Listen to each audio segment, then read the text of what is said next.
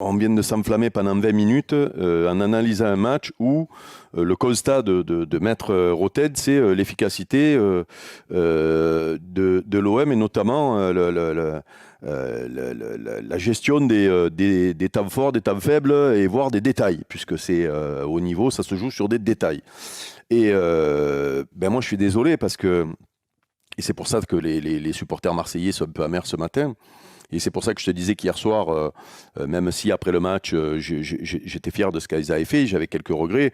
La perte de balle en faisait partie. Le moment où l'OM continue à jouer alors qu'il reste peu de temps et que tu rentres bien tranquillement à la mi-temps avec un nul, je trouve que ce moment-là a été mal géré. C'est un détail dont Maître Roten a parlé tout à l'heure. Et en effet, ça joue à la défaveur de l'OM. Par contre, moi, on ne peut pas empêcher les supporters marseillais, et puis c'est eux que je défends aujourd'hui, puisqu'en réalité, c'est le débat de lendemain de match, cette histoire d'arbitrage.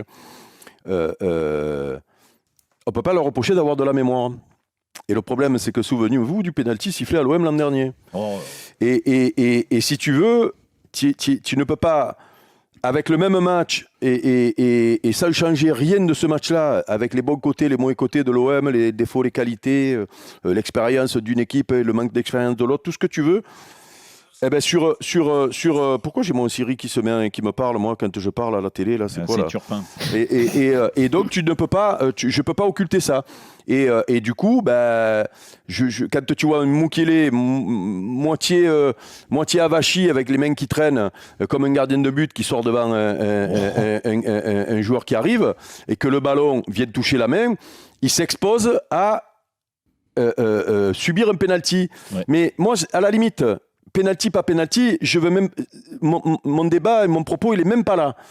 Ce que je reproche à M. Turpin et ce que je reproche aux gens qui sont dans la VAR, c'est que M. Turpin, c'est devenu le gendre idéal de l'arbitrage français, c'est-à-dire lui, on n'a pas le droit de contester.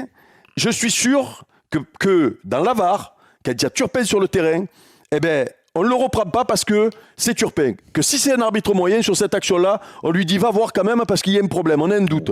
Et ça, c'est un problème, ça. Parce que c'est pas la première fois. Et même sur l'expulsion, alors Gigot, il fait n'importe quoi. C'est possible, mais c'est difficile à vérifier. C'est difficile à vérifier, mais c'est ma thèse. Ouais, et je pars du principe que le petit prince de l'arbitrage français, eh ben, si on va contre lui.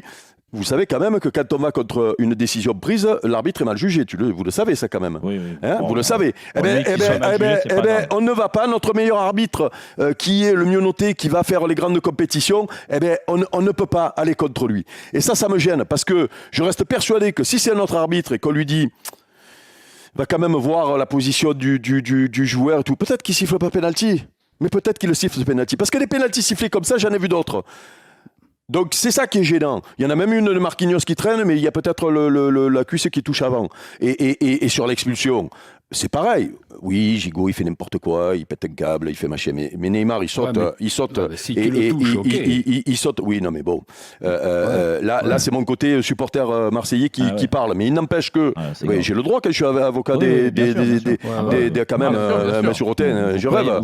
Et je dis juste que ce que je reproche à M. Turpin, c'est ça. C'est-à-dire qu'il est tout puissant, lui.